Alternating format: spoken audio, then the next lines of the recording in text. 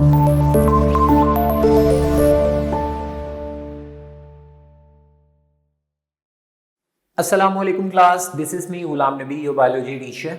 Okay dear students, आज जो topic start करने जा रहे हैं चैप्टर नंबर 5 एंजाइम्स, उसका आर्टिकल 5.5 है, that is enzyme inhibition. Dear students, अभी तक हम लोगों ने ये चीज़ पढ़ी कि एंजाइम किस तरह से रिएक्शन को कैटालाइज करवाते हैं, स्पीड अप करवाते हैं।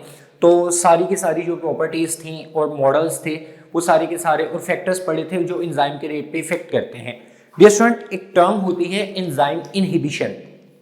इनहिबिशन का मतलब होता है किसी भी चीज के मैकेनिज्म को या प्रोसेस को स्टॉप करवा देना, रोक देना, उसको बोलते हैं इनहिबिशन। तो एंजाइम इनहिबिशन का मतलब क्या है? कुछ ऐसे सब्सटेंसेस या मॉलिक्यूल्स होते हैं जो कि एंजाइम जो भी वर्किंग कर रहा होता है उसकी वर्किंग को स्टॉप कर देते हैं। तो ऐसे मॉलिक्यूल्स या सब्सटेंसेस को इनहिबिटर्स बोला जाता है और इस प्रोसेस को एंजाइम इनहिबिशन बोला जाता है। तो अब हम वन बाय वन इनके पॉइंट्स डिस्कस करते हैं। सर, सबसे पहले डेफिनेशन आ जाएगी इनहिबिटर्स की। बेसिकली इनहिबिटर्स ऐसे केमिकल्स होते हैं दैट इंटरफेयर्स, वो मुदाखलत करते हैं या ब्लॉक करते हैं एंड एंजाइम्स एक्टिविटी, जो भी एंजाइम काम कर रहा है उसकी एक्टिविटी को या तो ब्लॉक कर देंगे या उसमें मुदाखलत करेंगे उसको स्टॉप करने के लिए। सर, एंजाइम जो होते हैं, एक चीज याद रखिएगा, ये जो इनहिबिटर्स होते हैं ये बाइंड करते हैं किसके साथ? एंजाइम्स के साथ। वन बाय वन हम इनकी टाइप्स भी पढ़ेंगे जो कि आपको इजीली फिर क्लियर हो जाएगा। इनहिबिटर्स एंजाइम्स के साथ अटैच करते हैं, बाइंड करते हैं, बट जैसे कि सबस्ट्रेट एंजाइम के साथ अटैच या बाइंड करता है तो वो क्या करता है? प्रोडक्ट में कन्वर्ट हो जाता है। बट जब इनहिबिटर्स एंजाइम्स के साथ बाइंड करते हैं तो they are not transformed into the products, वो प्रोडक्ट्स बन नहीं सकते। तो वो एंजाइम की एक्टिविटी को अल्टीमेटली क्या कर रहे हैं? स्टॉप कर रहे हैं। स्टूडेंट, अब आगे करते क्या है? इनहिबिटर का काम है ये जो एंजाइम की एक्टिव साइट है या तो इसको टेम्परेरी या इसको परमानेंटली ही क्या कर देते हैं? ब्लॉक कर देते हैं, ताकि वो एंजाइम कभी भी प्रोडक्ट बना ही ना सके और रिएक्शन को कैटालाइज भी नहीं कर सकेगा। ये काम होता है इनहिबिटर का। सो नेक्स्ट पॉइंट है, जो फाइनल प्रोडक्ट बनती है कॉम्प्लेक्स एंजाइमेटिक रिएक्शंस की also act as inhibitors of enzyme of first step. ये पॉइंट हमने पीछे भी enzyme chain to chain reaction में पढ़ा था कि लेट्स सपोज आपके पास एंजाइम है ए, बी, सी, डी और ई। लेट्स सपोज ये आपके पास कंसीडर कर लेते हैं सबस्ट्रेट है और ई हमारे पास फाइनल प्रोडक्ट है। तो अब ए से बी में कन्वर्ट होने के लिए एंजाइम नंबर 1 लगेगा, वो बी में कन्वर्ट कर देगा। अब ये जो बी प्रोडक्ट बनी है ये एंजाइम 2 के लिए सबस्ट्रेट के तौर पे एक्ट करेगी, इसी तरह उसको कन्वर्ट कर देगी सी प्रोडक्ट में। सी प्रोडक्ट है वो एंजाइम 3 के लिए सबस्ट्रेट के तौर पे एक्ट करेगी, एंजाइम 3 सी को कन्वर्ट कर देगा डी में। डी सबस्ट्रेट के तौर पे एक्ट करेगी एंजाइम 4 के लिए और वो इसको कन्वर्ट कर देगा फाइनल प्रोडक्ट ई में। अब लेट्स सपोज हमारे पास ई जो प्रोडक्ट्स हैं वो 100 बननी थी, वो बन गई हैं। अब ये रिएक्शन तो चलता जा रहा है, अब इस रिएक्शन को स्टॉप भी करवाना है। तो क्या करेगी कि ये जो फाइनल प्रोडक्ट होती है एंजाइम कॉम्प्लेक्स रिएक्शन की, ये फाइनल प्रोडक्ट ही क्या करती है? इनहिबिटर के तौर पे काम करती है। और लेट्स सपोज ये ई एंजाइम नंबर 1 के साथ अटैच हो गई है, ठीक है, जबकि डी से ई में कन्वर्ट होने के लिए तो एंजाइम नंबर 4 चाहिए था, तो वो किसी ऐसे एंजाइम के साथ एक्ट कर गई है जो कि इनहिबिटर का काम कर रहे हैं, तो अल्टीमेटली प्रोडक्ट बनना बंद हो जाएगी और ये प्रोसेस हो जाता है एंजाइम इनहिबिशन। इसको फीडबैक इनहिबिशन भी बोलते हैं। स्टूडेंट, अब दो टाइप के एंजाइम्स होते हैं हमारे पास। सबसे पहले एंजाइम्स की जो टाइप है उसका नाम है कंपेटिटिव इनहिबिटर्स और दूसरे हैं नॉन कंपेटिटिव इनहिबिटर्स। बहुत इंपॉर्टेंट है, शॉर्ट के लिहाज से भी लॉन्ग के लिहाज से भी, इसको आप और से सुनिएगा, इसकी एग्जांपल्स काफी इंटरेस्टिंग है। कॉम्पिटिटिव इनहिबिटर्स नाम सजेस्ट कर रहे हैं कि ये किसी ना किसी चीज के साथ कंपीट करेगा, मुकाबला करेगा। अब वो चीज कौन सी होगी? अब देखें, कंपेटिटिव इनहिबिटर में वो ये बात करता है कि कंपेटिटिव इनहिबिटर बिल्कुल एंजाइम के सबस्ट्रेट से मिलता जुलता होता है, बिल्कुल उसकी रिजेम्बलेंस किसके साथ होती है? सबस्ट्रेट की तरह की। अब ये सबस्ट्रेट के साथ कंपीट करता है for the same binding site on the enzyme. अब देखें, लेट्स सपोज जिस बाइंडिंग साइड के ऊपर, एक्टिव साइड की बाइंडिंग साइड पे सबस्ट्रेट ने लगना है, उसी सबस्ट्रेट के साथ ये कंपीट करता है कंपेटिटिव इनहिबिटर। ठीक है, दो चीजों के दरमियान में कंपटीशन है, इनहिबिटर और सबस्ट्रेट के दरमियान में। जब ये उस सबस्ट्रेट के साथ बाइंडिंग साइड पर जुड़ने के लिए मुकाबला करता है और इसकी सिमिलैरिटी भी सबस्ट्रेट की तरह की होती है। तो अगर इनहिबिटर की कंसंट्रेशन ज्यादा होती है सबस्ट्रेट से, ठीक है, तो अल्टीमेटली वो जो कंपेटिटिव इनहिबिटर है वो क्या करता है, जुड़ जाता है किसके साथ, बाइंडिंग साइड के साथ। नेक्स्ट पॉइंट वो यही डिस्कस कर रहे हैं, जब कंपेटिटिव इनहिबिटर कंसंट्रेशन ज्यादा होने की वजह से उसको बाइंडिंग साइड सिलेक्ट कर लेती है, तो ये बाइंडिंग साइड के साथ जुड़ता है, और बाइंडिंग साइड क्योंकि एक्टिव साइड की है तो ये उस एक्टिव साइड को क्या कर देगा, ब्लॉक कर देगा। अगर इसकी जगह सबस्ट्रेट जुड़ता तो कैटालिसिस हो जानी थी और अल्टीमेटली उस सबस्ट्रेट ने कन्वर्ट हो जाना था प्रोडक्ट के अंदर, बट अब ऐसा नहीं होगा। अब वो ये बात कर रहे हैं, जब वो एक्टिव साइड को ब्लॉक कर देता है, does not permit substrate from attaching, अब वो सबस्ट्रेट को अटैच होने नहीं देता, वो उसको परमिट ही नहीं करता कि वो एंजाइम के साथ अटैच हो। जब सबस्ट्रेट अटैच नहीं होगा तो it prevents enzyme from acting, तो फिर ये एंजाइम को प्रिवेंट करता है, रोकता है कि वो अपना एक्शन परफॉर्म नहीं कर सकता और प्रोडक्ट बना नहीं सकता। इसकी बहुत इंटरेस्टिंग एग्जांपल है, इसको समझने आपने, एक एसिड होता है जिसका नाम होता है सक्सिनिक एसिड, इसको सक्सिनेट भी बोलते हैं, और दूसरा एक एसिड होता है फ्यूमेरिक एसिड, इसको फ्यूमेरेट भी बोलते हैं। अब डियर स्टूडेंट्स, होता यह है कि सक्सिनिक एसिड की जब ऑक्सीडेशन होनी है ना, इसके अंदर से इलेक्ट्रॉन्स और हाइड्रोजन रिमूवल होने, तो ये जो काम है, ये सक्सिनेट के अंदर जब ऑक्सीडेशन होनी है तो ये जो प्रोडक्ट बनाता है इसका नाम होता है फ्यूमेरिक एसिड। ये सबस्ट्रेट है, fumaric acid is the product. Succinic acid की जब ऑक्सीडेशन होनी है तो फ्यूमेरिक एसिड बनना है, ये बड़ा नॉर्मल सा रिएक्शन है, और इस ऑक्सीडेशन को परफॉर्म करवाता है एक खास किस्म का एंजाइम जिसका नाम होता है सक्सिनिक डिहाइड्रोजिनेस। क्योंकि इसने क्या करनी है, इस प्रोसेस के अंदर से रिमूवल ऑफ हाइड्रोजन करना है, हाइड्रोजन को रिमूव करना है, तो इस वजह से इसको succinic dehydrogenase enzyme, normal reaction है, एंजाइम ने सबस्ट्रेट को पकड़ा, प्रोडक्ट में कन्वर्ट कर दिया। बट यहां पे इनहिबिटर किस तरह से एक्ट करेगा, एक इनहिबिटर होता है जिसका नाम होता है मेलोनिक एसिड या मेलोनेट भी बोलते हैं इसको। अब ये क्या करता है, इसकी स्ट्रक्चरल सिमिलैरिटी बिल्कुल सक्सिनिक एसिड की तरह की होती है, माइनर से चेंज होता है इसके आप कहने के मोलिकुलर स्ट्रक्चर के अंदर, बट वो रिजेंबल करता है सक्सिनिक एसिड के साथ। तो मेलोनिक एसिड क्योंकि उसकी सिमिलैरिटी सक्सिनिक एसिड के साथ है, तो ये जाकर बाइंड करता है किसके साथ, सक्सिनिक डिहाइड्रोजिनेस के साथ। बट सक्सिनिक डिहाइड्रोजिनेस के साथ जब बाइंड करेगा तो ये उसको ब्लॉक करेगा, उसकी बाइंडिंग साइट को, क्योंकि वो सक्सिनिक एसिड तो नहीं है, इनहिबिटर मेलोनिक एसिड है। तो अब सिंपल सी बात है कि यहां पे फ्यूमेरिक एसिड की फॉर्मेशन नहीं होगी, तो यहां पे मेलोनिक एसिड ने कंपीट किया सबस्ट्रेट सक्सिनिक एसिड के साथ। इसको सिंपली मैं आपको डायग्राम से समझा देता हूं। लेट्स सपोज ये आपके पास एंजाइम है और वो एंजाइम है सक्सिनिक डिहाइड्रोजिनेस, में शॉर्ट फॉर्म में करके लिख दिया है, ठीक है। अब देखिए, लेट्स सपोज ये थी जी एक्टिव साइट, और एक्टिव साइट के ऊपर बाइंडिंग साइट। अब दो तरह के सबस्ट्रेट हैं यहां पर, ठीक है। एक सबस्ट्रेट है दिस वन, ठीक है, और एक सबस्ट्रेट है आपके पास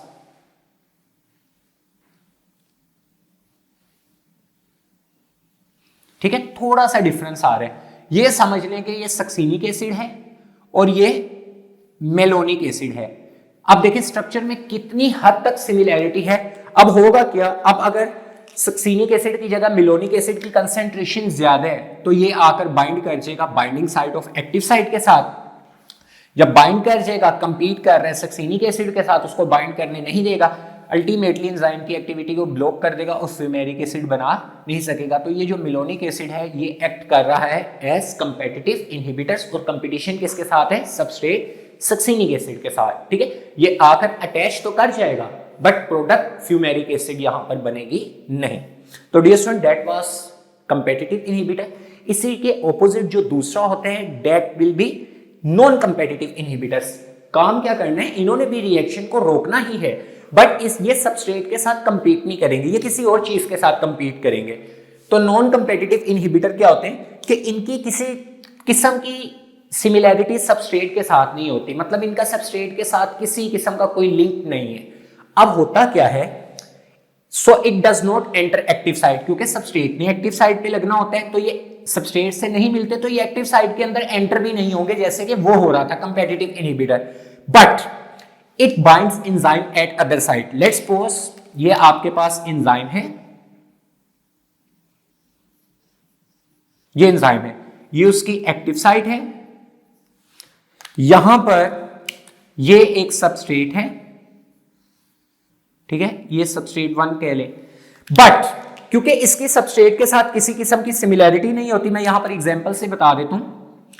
लेट्स सपोज ये वो इनहिबिटर है, ठीक है, इसने जाकर एक्टिव साइट के साथ नहीं लगना, ये एंजाइम की एक्टिव साइट के अलावा किसी पूरे के पूरे एंजाइम में और बहुत ज्यादा जगह होती है, तो एक्टिव साइट के अलावा किसी जगह के ऊपर जाकर लगेगा, और जिस भी जगह पे जाकर लगेगा उसको बोलेंगे एलोस्टेरिक साइट। ये एक अलग से आपको न्यू टर्म बता दिए जो कि बुक में मेंशन नहीं है। तो डियर स्टूडेंट्स, होगा ये कि जब ये बाइंड करेगा एंजाइम के साथ किसी दूसरी जगह पर, अब होता ये है it bindings alter the shape of enzyme so that active site does not fit substrate. अब देखें, जैसे ही ये इनहिबिटर जाकर एंजाइम के साथ बाइंड किया है ना, तो ऑब्वियस बात है बेशक एंजाइम ने किसी और जगह पर जाकर बाइंड किया है, बट ये पूरे के पूरे एंजाइम की शेप को ही क्या कर देगा, बदल देगा। अब शेप किस तरह से बदली, ये देखें, लेट्स सपोज ये अब शेप लेट्स सपोज ऐसी हो गई। अब होगा क्या कि इस इनहिबिटर के बाइंड करने की वजह से एंजाइम की शेप बदल गई, तो अब अगर ओरिजिनल सबस्ट्रेट भी आ जाए तो वो इसके साथ बाइंड नहीं कर सकता, क्योंकि एक्टिव साइट की शेप ही क्या हो गई है, चेंज। तो जब तक ओरिजिनल इनहिबिटर आकर अटैच नहीं होगा, प्रोडक्ट नहीं बनेगी, रिएक्शन कैटालाइज नहीं हो सकता। तो होता ये है, इसकी एग्जांपल बहुत सिंपल सी है। दो सबस्ट्रेट्स होते हैं, एक का नाम होता है सक्सिनिक एसिड और दूसरा का नाम होता है कोएसीटेट, ठीक है। एक का नाम है सक्सिनिक एसिड और दूसरे का नाम है कोएसीटेट। ये दोनों सबस्ट्रेट आपस में रिएक्ट करते हैं और एक प्रोडक्ट बनाते हैं जिसका नाम होता है सक्सिनाइल कोएसीटेट, ठीक है। ये नॉर्मल रिएक्शन है, दोनों ने रिएक्ट किया और ये प्रोडक्ट बना दी। अब होगा क्या कि इस प्रोडक्ट को एक्टिव साइट से अब अलहदा हो जाना चाहिए, तो ये क्या करती है, एक्टिव साइट से अलहदा हो जाती है, ठीक है। यहां तक रिएक्शन नॉर्मल है।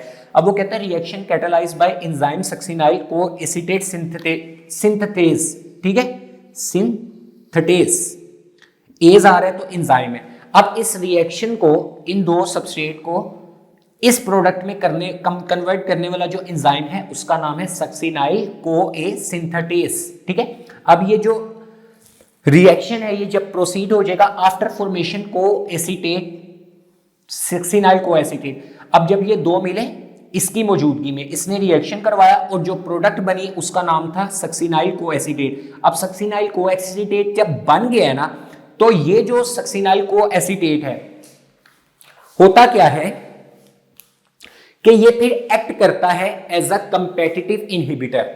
ये जो प्रोडक्ट बनती है ये एक्ट करती है किसके तौर पे, नॉन कंपेटिटिव इनहिबिटर के तौर पे, और ये बाइंड कर जाती है किसके साथ, एंजाइम के साथ। जब ये प्रोडक्ट बनने के बाद ये क्या करेगी, ये अगर एक्टिव साइट से उतर गई है तो ये उसी एंजाइम के ऊपर किसी और जगह के ऊपर, लेट्स सपोज इस जगह के ऊपर ये सक्सिनाइल कोएसीटेट बाइंड कर गया, ठीक है। बाइंड तो इसको यहां पर बन रही थी और यहां से उतर के सेपरेट हो जाएगी, रिएक्शन नॉर्मल है, बट ये उतरी और उसी एंजाइम में किसी और जगह पर जाकर बाइंड कर गई, जिसकी वजह से क्या होगा, सिंपल सी बात है, एंजाइम की शेप ऑल्टर हो गई।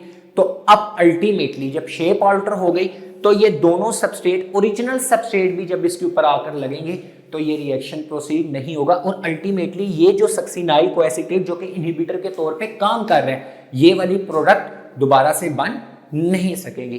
तो वो ये बात कर रहा है एंजाइम इनहिबिटर नो मोर सक्सिनाइल कोएसीटेट प्रोड्यूस, तो मजीद सक्सिनाइल कोएसीटेट प्रोड्यूस नहीं होगा क्योंकि उसी ने नॉन कंपेटिटिव इनहिबिटर के तौर के ऊपर काम किया है। स्टूडेंट, अब यहां तक तो था ये जो आपने दो पढ़ लिए इनहिबिटर। यहां पे दो इनहिबिटर और होते हैं और वो किस बेस के ऊपर बनते हैं कि जो एंजाइम और सबस्ट्रेट, एंजाइम और सबस्ट्रेट, जैसे एंजाइम और सबस्ट्रेट होता है उसके दरमियान स्पेसिफिक बॉन्ड बनते हैं, इसी तरह एंजाइम और इनहिबिटर जब अटैच होते हैं तो इनमें भी स्पेसिफिक बॉन्ड बनता है। तो वो किस तरह का बॉन्ड बनता है, किस टाइप का बॉन्ड बनता है, उसकी बेसिस के ऊपर मजीद दो टाइप इनहिबिटर्स की बन जाती हैं। अब वो कौन कौन सी हैं, एक होती है इरिवर्सिबल इनहिबिटर और एक होती है रिवर्सिबल इनहिबिटर्स। इरिवर्सिबल नाम सजेस्ट कर रहा है कि ये रिएक्शन को रिवर्स होने नहीं देगा, रिवर्सिबल का मतलब है ये रिवर्स कर देगा। किस तरह से? अब इरिवर्सिबल इनहिबिटर स्टूडेंट्स जो होते हैं वो काम क्या करते हैं, वो कोवलेंट बॉन्ड बनाते हैं किसके साथ? एंजाइम्स के साथ। ये एंजाइम्स के साथ क्या करते हैं? कोवलेंट बॉन्ड बनाते हैं। कोवलेंट बॉन्ड बहुत ज्यादा स्ट्रॉन्ग बॉन्ड है।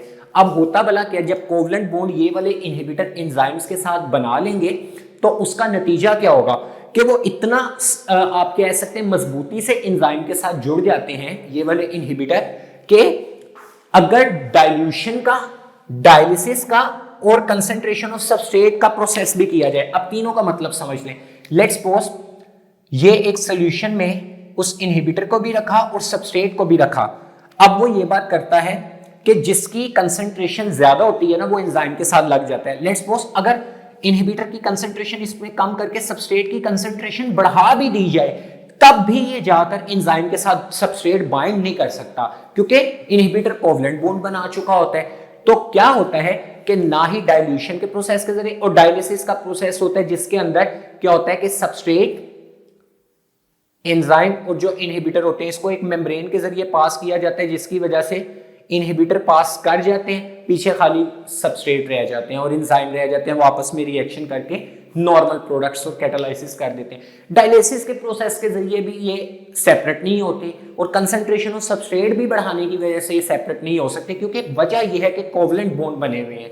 तो डियर स्टूडेंट फिर क्या होगा कि ये रिएक्शन को परमानेंटली ब्लॉक करेंगे। एग्जाम्पल है आपके पास बहुत इंपॉर्टेंट मेडिसिन होती है एंटीबायोटिक जिसका नाम क्या होता है? पेनिसिलिन। पेनिसिलिन क्या करती है कि ये वो वाले एंजाइम्स जो कि बैक्टीरिया की सेल वॉल को बना रहे होते हैं ये उन एंजाइम्स के ऊपर जाकर क्या करते हैं? इरिवर्सिबल इनहिबिटर के तौर पे एक्ट करते हैं और ये एंजाइम को डिसेबल कर देते हैं क्योंकि आपको पता है कि जो बैक्टीरिया होते हैं वो काम ही किस वजह से करता है? अपनी सेल वॉल की वजह से, सेल वॉल के ऊपर डिपेंड कर रहा होता है। तो जो सेल वॉल को बनाने वाले एंजाइम्स हैं अगर उसी को ही इनहिबिटर पेनिसिलिन क्या कर रहा है?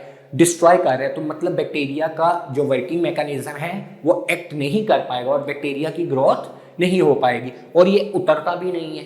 सबसे बड़ी बात है, इसी वजह से इसको इरिवर्सिबल इनहिबिटर्स बोला जाता है।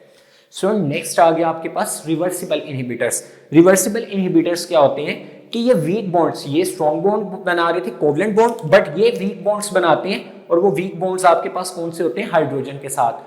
और ये जो हाइड्रोजन बॉन्ड्स या वीक बॉन्ड्स हैं ये रिवर्सिबल इनहिबिटर किसके साथ बना रहे हैं? एंजाइम के साथ। अब वीक बॉन्ड है इजीली सेपरेट हो सकता है, यहीं पर वो पॉइंट डिस्कस करते हैं कि इस तरह का इनहिबिटर है इसको रिलीज करवाया जा सकता है, छुड़वाया जा सकता है या अलग करवाया जा सकता है। किससे? एंजाइम से अलग करवाया जा सकता है या इसके इफेक्ट को न्यूट्रलाइज किया जा सकता है। किस प्रोसेस के जरिए? अगर आपने सबस्ट्रेट की कंसंट्रेशन इसमें बढ़ा दी, ठीक है, तो सबस्ट्रेट की कंसंट्रेशन बढ़ाने की वजह से वो वीक बॉन्ड है, इनहिबिटर और एंजाइम का वीक बॉन्ड बना हुआ है, तो सबस्ट्रेट अगर ओरिजिनल सबस्ट्रेट बढ़ा दिया आपने तो वो सबस्ट्रेट जाकर बाइंड कर जाएगा किसके साथ? एंजाइम के साथ और अल्टीमेटली इनहिबिटर का इफेक्ट तो खत्म हो जाएगा, वो रिमूव हो जाएगा, तो अल्टीमेटली रिएक्शन नॉर्मल वे में प्रोसीड करना स्टार्ट हो जाएगा।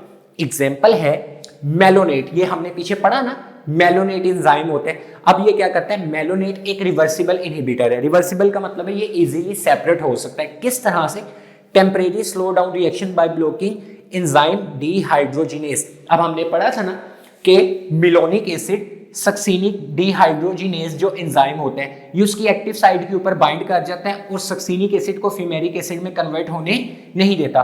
तो अब वो ये बात करता है बट ये उसके साथ वीक बॉन्ड बनाता है। अब वीक बॉन्ड किस तरह से बनाता है? जब वीक बॉन्ड बना देगा ना तो अब वो ये बात करता है कि अगर हम इसी प्रोसेस में सक्सीनिक एसिड या concentration of substrate, original substrate जो है सक्सीनिक एसिड या सक्सीनेट, उसको बढ़ा दें तो मेलोनेट सक्सीनिक डीहाइड्रोजिनेज एंजाइम से क्या हो जाएगा? ये जो मेलोनिक एसिड है ये इस एंजाइम से सेपरेट हो जाएगा और इसकी जगह आकर क्या लग जाएगा? Succinic acid. जब सक्सीनिक एसिड इसके साथ लग गया तो ऑक्सीडेशन या डीहाइड्रोजिनेशन का प्रोसेस होगा और अल्टीमेटली सक्सीनिक एसिड से फ्यूमेरिक एसिड बनना स्टार्ट हो जाएगा और रिएक्शन कैटालाइज होना स्टार्ट हो जाएगा। तो डियर स्टूडेंट ये था आज का हमारा लेक्चर जो कि था एंजाइम इनहिबिशन पे। और इसके साथ साथ बुक के अंदर एक साइड बॉक्स लिखा हुआ है, बहुत इंपॉर्टेंट साइड बॉक्स है, उसके अंदर बताया गया कि हमारे पास एक बहुत इंपॉर्टेंट ड्रग होता है एस्पिरिन, जो कि यही ड्रग हमारी बॉडी में जाके पॉइजन का काम करते हैं। किस तरह से? क्योंकि जो एस्पिरिन है सुना है हमने कि किसी के सर में दर्द है, ये वो डिस्प्रिन या एस्प्रिन, ये सारे एक ही फैमिली से बिलोंग करते हैं, पेन किलर है। स्टूडेंट, हमारी बॉडी के अंदर खास किस्म के फैक्टर्स रिलीज होते हैं, उनका नाम होता है प्रोस्टाग्लैंडिन्स। और बेसिकली इन्होंने जो पेन कोज करवा रहे होते हैं वो ये वाले फैक्टर्स हैं या हार्मोन्स हैं जिनको बोलते हैं प्रोस्टाग्लैंडिन्स। तो ये क्या करते हैं, एस्पिरिन जो है वो इनहिबिटर के तौर पे काम करती है, ड्रग है, वो इसके साथ जाकर एक्ट करती है और इसकी फॉर्मेशन को कम कर देती है। जब इसकी फॉर्मेशन ही कम हो जाएगी तो अल्टीमेटली पेन ये कोज करवा रहे हैं, तो इनकी वजह से एस्पिरिन के बाइंड करने की वजह से इनकी फॉर्मेशन नहीं होगी और अल्टीमेटली पेन में रिलीफ मिलेगा। और इसी तरह एक एक इनहिबिटर है जिसका नाम है साइनाइड। अब साइनाइड इनहिबिटर बाइंड किसके साथ करता है, ये दो तरह के एलिमेंट्स के साथ या बाइंड करता है, एक का नाम है कॉपर और दूसरे का नाम है आयरन। ये जो इनहिबिटर है साइनेट या एक पॉइजन है, ये बेसिकली करता क्या है, ये जो दोनों तरह के एलिमेंट्स हैं ये खास किस्म के एंजाइम के साथ एक्ट करते हैं। उस एंजाइम का नाम होता है साइटोक्रोम ऑक्सीडेसिस या ऑक्सीडेस। अब ये जो साइटोक्रोम ऑक्सीडेस है ना, ये कौन से प्रोसेस में हेल्प करता है, रिस्पायरेशन में, जिसमें एनर्जी की ब्रेकडाउन होती है, मतलब फूड की ब्रेकडाउन होती है, एनर्जी निकलती है। ये साइटोक्रोम ऑक्सीडेस रिस्पायरेशन करवाता है और इस साइटोक्रोम ऑक्सीडेशन को रिस्पायरेशन करवाने के लिए कॉपर चाहिए होता है और आयरन चाहिए होता है। जब कॉपर और आयरन के साथ साइनाइड बाइंड कर जाएगा तो अल्टीमेटली इसने इनहिबिटर के तौर पे काम किया, तो ये साइटोक्रोम ऑक्सीडेस को अपना काम नहीं करने देगा और अल्टीमेटली रिस्पायरेशन का प्रोसेस स्टॉप हो जाएगा या स्लो डाउन हो जाएगा। तो dear student, that was all from today's lecture. Hope so आपको लेक्चर समझ आ गया हो। Take care of yourselves. अल्लाह हाफिज।